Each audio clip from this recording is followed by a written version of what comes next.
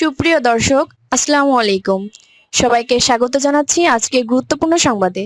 প্রথমেই জানিয়ে দিচ্ছি সংবাদ শিরোনাম, পরে বিস্তারিত। যুদ্ধবিরতির মধ্যেই গাজায় হামলা চালাচ্ছে ইসরায়েল, আটকে রেখেছে ৭৫% ত্রাণ।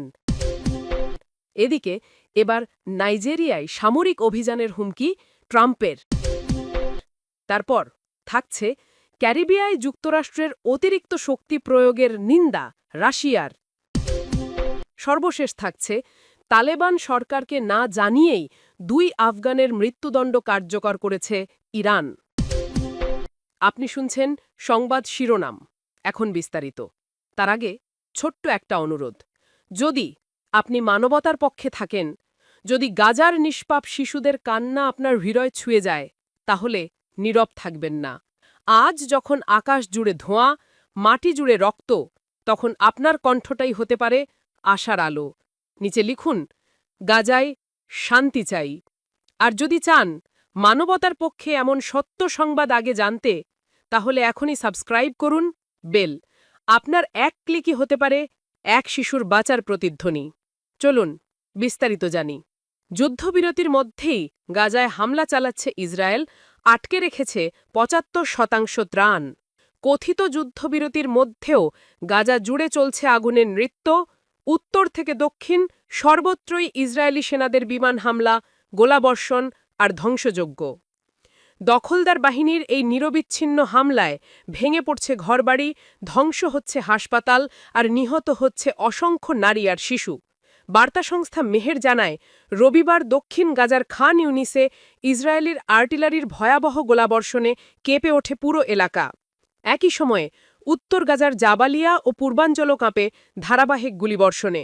স্থানীয় বাসিন্দারা জানান, বিস্ফোরণের তীব্র শব্দে আকাশ যেন ফেটে পড়ছে আর ধুলায় ঢাকা পড়েছে শহর জুড়ে আলোর শেষ রেখাটুকুও। এমনকি যুদ্ধবিরতির ঘোষণার পরও ইসরায়েলের স্থল, আকাশ ও নৌবাহিনী প্রতিদিনই চালাচ্ছে নতুন হামলা। ফলে প্রশ্ন উঠছে, এ কি সত্যিই যুদ্ধবিরতি নাকি নতুন রূপে যুদ্ধের ধারাবাহিকতা? প্রতিবেদন অনুযায়ী, যুদ্ধবিরতি কার্যকর হওয়ার পর থেকেই অন্তত ৮০০ জনের বেশি ফিলিস্তিনি নিহত বা আহত হয়েছেন। আটকে দেওয়া হয়েছে গাজার ৭৫% ত্রাণ। গাজার জনগণের কাছে পৌঁছানো উচিত ছিল যে ত্রাণ, তার মাত্র ১/৪ ঢুকতে দিচ্ছে ইসরায়েল। অর্থাৎ প্রতিশ্রুত ত্রাণের ৭৫%ই আটকে রেখেছে দখলদার বাহিনী। গাজার সরকারি গণমাধ্যম দপ্তরের তথ্য অনুযায়ী ১০ থেকে ৩১ অক্টোবরের মধ্যে মোট ৩,২০৩টি ত্রাণবাহী ট্রাক প্রবেশ করেছে, যা দৈনিক গড়ে মাত্র ১৪৫টি। যুদ্ধবিরতির চুক্তিতে প্রতিদিন ৬০০ ট্রাক প্রবেশের কথা ছিল, অর্থাৎ বাস্তবে পৌঁছেছে মাত্র ২৪% ত্রাণ। এমন কৃত্রিম বাধার কারণে ২৪ লাখের বেশি মানুষের জীবন এখন তীব্র মানবিক সংকটে। পর্যাপ্ত খাদ্য, ওষুধ, জ্বালানি কিছুই নেই। আর গাজার শিশুরা আজও তাকিয়ে আছে আকাশের দিকে, যেখানে আশার বদলে উড়ে আসছে গোলার আগুন। এদিকে এবার নাইজেরিয়ায় সামরিক অভিযানের হুমকি ট্রাম্পের। বিশ্ব যখন একদিকে গাজা ও ইউক্রেনের আগুনে পুড়ছে, ঠিক সেই সময় যুক্তরাষ্ট্রের সাবেক প্রেসিডেন্ট ডোনাল্ড ট্রাম্প আবারও আলোচনার কেন্দ্রবিন্দুতে। কারণ এবার তিনি হুমকি দিয়েছেন নাইজেরিয়ায় সামরিক অভিযান চালানোর। ওয়াশিংটনে এক সমাবেশে ট্রাম্প বলেন, যদি নাইজেরিয়ার সরকার মার্কিন স্বার্থে আঘাত হানে বা পশ্চিমা কোম্পানিগুলোর তেল সরবরাহ ব্যাহত করে, তাহলে সামরিক ব্যবস্থা নিতে আমি এক মুহূর্ত দেরি করব না। তার এই মন্তব্যে কাঁপছে আফ্রিকার বৃহত্তম দেশ নাইজেরিয়া। স্থানীয় সংবাদমাধ্যমগুলো বলছে, দেশটির রাজধানী আবুজায় নিরাপত্তা জোরদার করা হয়েছে এবং সেনাবাহিনীকে উচ্চ সতর্কতায় রাখা হয়েছে। রাজনৈতিক বিশ্লেষকদের মতে, ট্রাম্পের এই হুমকি কেবল নাইজেরিয়াকেই নয়, বরং সমগ্র আফ্রিকা মহাদেশে এক নতুন অস্থিরতার বার্তা দিচ্ছে। অনেকে বলছেন এটি ট্রাম্পের সম্ভাব্য নির্বাচনী প্রচারণার অংশ, যেখানে তিনি আবারও আমেরিকা ফার্স্ট নীতিকে সামনে আনছেন, কিন্তু এবার তা ছড়াতে পারে বৈশ্বিক উত্তেজনার নতুন অধ্যায়। নাইজেরিয়ার মানবাধিকার সংগঠনগুলো ট্রাম্পের বক্তব্যকে উস্কানিমূলক ও অবৈধ হুমকি হিসেবে আখ্যা দিয়েছে। তাদের দাবি, যুক্তরাষ্ট্রের এমন অবস্থান আফ্রিকার অভ্যন্তরীণ নিরাপত্তা ও গণতন্ত্রের জন্য বড় হুমকি হয়ে দাঁড়াতে পারে। এদিকে ওয়াশিংটনের পররাষ্ট্র দপ্তর ট্রাম্পের বক্তব্য থেকে দূরত্ব বজায় রেখে জানায়, বর্তমান প্রশাসনের সঙ্গে তার মন্তব্যের কোনো সম্পর্ক নেই।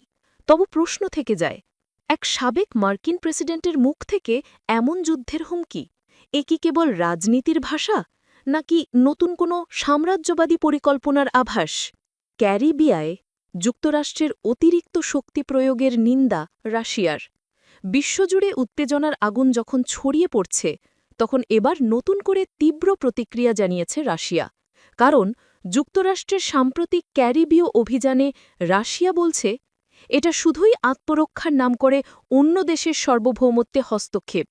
রুশ পররাষ্ট্র মন্ত্রণালয়ের মুখপাত্র মারিয়া জাখারভ এক বিবৃতিতে বলেন, ক্যারিবীয় অঞ্চলে যুক্তরাষ্ট্রের অতিরিক্ত শক্তি প্রয়োগ আন্তর্জাতিক আইন ও জাতিসংঘ সনদের স্পষ্ট লঙ্ঘন। এই আচরণ কেবল আঞ্চলিক স্থিতিশীলতায় নয়, বরং পুরো বিশ্ব শান্তির জন্য হুমকিস্বরূপ। রাশিয়ার মতে, সাম্প্রতিক অভিযানে মার্কিন যুদ্ধবাহিনী ও নৌবাহিনী অবৈধভাবে ক্যারিবীয় সাগরের বেশ কিছু অঞ্চলে প্রবেশ করেছে। সেখানে মাদকবিরোধী অভিযান নামে স্থানীয় উপকূলে ড্রোন হামলা ও সামরিক উপস্থিতি বাড়িয়েছে যুক্তরাষ্ট্র।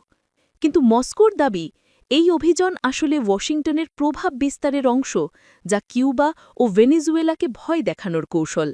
রাশিয়া স্পষ্ট করে জানিয়েছে, যদি যুক্তরাষ্ট্র এভাবে ক্যারিবীয় অঞ্চলে উত্তেজনা ছড়াতে থাকে, তাহলে মস্কো উপযুক্ত জবাব দিতে প্রস্তুত। এদিকে যুক্তরাষ্ট্র বলছে, তাদের অভিযান পুরোপুরি বৈধ এবং মাদক চোরাকালান রোধের অংশ।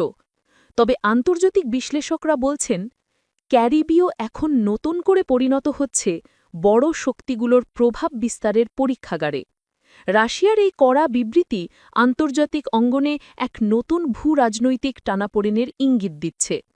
আর এর মধ্যেই প্রশ্ন উঠছে, গাজার যুদ্ধ, ইউক্রেনের সংঘাতের পর এবার কি ক্যারিবীয় জড়িয়ে পড়তে যাচ্ছে নতুন ঠান্ডা যুদ্ধে?